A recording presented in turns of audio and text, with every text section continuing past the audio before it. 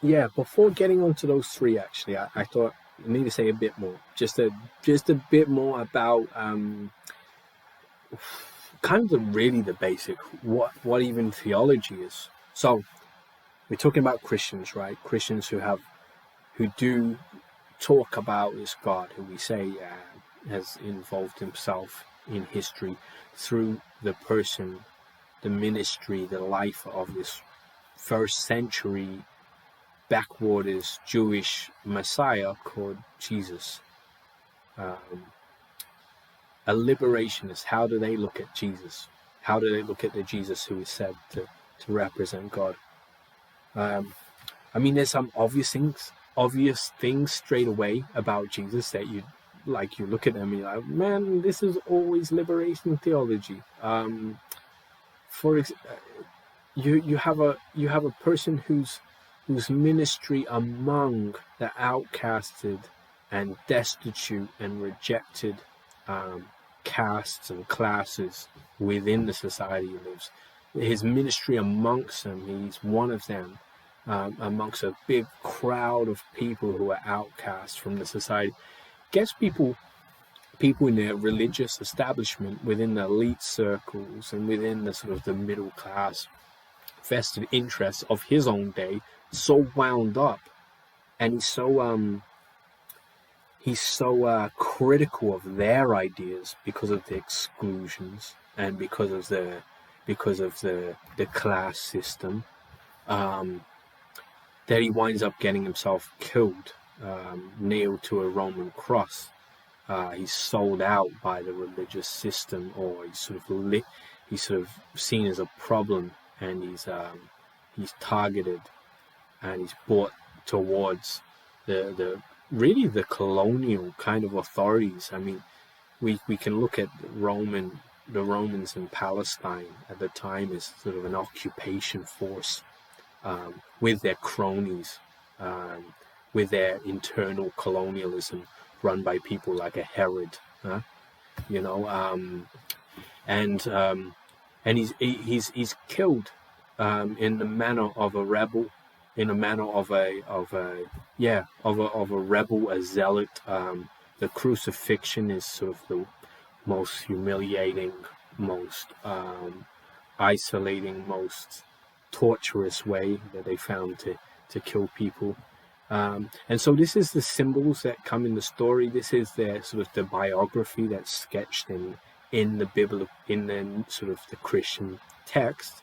This is the memory that makes a Christian. This is what a Christian is. There's someone who gathers around the legacy, who thinks, for whom that legacy, that story is impacted in sort of a way which says, you know what, this man represented the divine amongst us, the divine who walked amongst us and pointed out our own bullshit, and so we killed God.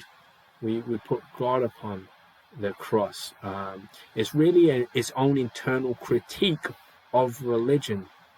What's amazing is that as generations pass and we become religious about the Jesus story, we end up doing the very same thing that the story critiques. We make more crosses for people who don't fit in. We make more outcast classes amongst which God actually lives, but we don't think that they have any. God has nothing to do with them. God is here with us in the temple where we make our exclusions. Yeah, we do this with homophobia and transphobia. We do this with coloniality. We do this with men only speaking at the pulpits of still so many churches. We do this in myriad ways within the churches. Jesus Christ for the Christian is the center of the faith. He's the definition of the faith. The faith is in Jesus Christ. The work, something of the life of Jesus for the Christian is said to have transformed the whole world. Something of God walking amongst people who are so destructive, so cruel and vindictive. Something about God coming face to face with our own religiosity and propensity to kill, we say this changed the world. It gives us an opportunity to come face to face with the person that we victimize. We then have a chance to convert and to change, to turn around from a way of killing, a way of cruelty, a way of not loving, to see that God is our neighbor. If I claim to love God and I don't love my neighbor who I can see, and I can't even, how can I claim to love him? That's a quote from Jesus. These are the kind of things that we see preached in that message from the first century that has caught the imagination, I guess, of a movement back then, and the movement became bigger and bigger and bigger. And now some of us, whether we could help it or not, we find ourselves born in churches who carry the name, the memory of that subversive, radical Jewish man from the first century, who we say represents God. And then we find ourselves in the 1960s or the 1970s in Latin America, and we see so much of the same going on again. Our churches are making the exclusions and sending people to Pilate to be killed. We have Roman occupation again, but this time in scenes of United States military occupation, or of an internal colonial apparatus called the security state. We see people being crucified in the form of people being sent off to the dungeons and the school of mechanics in Argentina, or into the mass graves in different countries. You see, what happened was that, and what happens again and again, is that Christians who, they may have been born into it, find themselves reflecting once again on that man Jesus, and saying, "Oh my Lord, have mercy!" Like, Lord, damn, like this has so much to say to us right now, and that's what liberation theology does. I mean, like I said, you almost can't help but see liberation themes in Jesus. I mean, what we say is that Jesus is a liberation theologian. You know what I mean? Like, we haven't created some new theology to fit in our communist ideas. No, it was always socialist, it was always communist, it was always liberationist, it was always decolonial, always anti-colonial. We say that Jesus was on our side. We're like Jesus because you're putting us on crosses. That's sort of the spirit in which liberation theology speaks. So what's some examples though of the way a liberation theologian, or someone within the church movement of this kind of ethos, would look at Jesus? It's not just as simple as looking at the story and saying, well, look, it's all there, because the church has always had these stories, but somehow managed to keep perpetuating the manufacturing of crosses for more people who look a lot like Jesus and have a lot of criticisms for us who are crucifying them. So what is it that the liberationist says that's different? Like black liberation theology, for example, coming up with the idea of the black Messiah. Even more. Let's say that the idea within, say, black liberation theology, coming from James Cone. He wrote a book a bit later in the career, but this is a reflection of black thinking for a long time in the Americas. He wrote a book called The Cross and the Lynching Tree.